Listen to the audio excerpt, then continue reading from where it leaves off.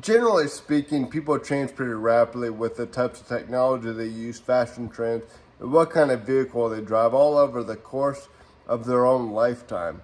I've always been fascinated by a group of people called the Amish because Amish people tend to live like it's 1850. They do change a little bit. For example, 20 years ago, you never see an Amish person riding an e-bike. Nowadays, almost every time you see an Amish person riding a bike, it's an e-bike.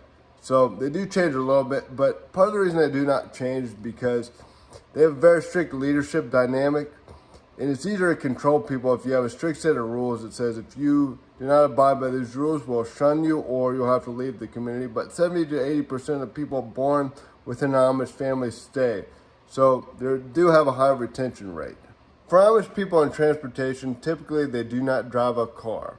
They will either hire a driver, drive a horse and buggy, or ride a bike. So part of their ideology with that is if you can drive far and outside your community, you can drive someplace where you're not going to be held accountable for your action. It's too easy to get in trouble and to do something that God would not approve of. With clothing, they wear simple clothing because they do not want to promote themselves. They do want to have focus on God rather than focusing on the worldly outward appearance.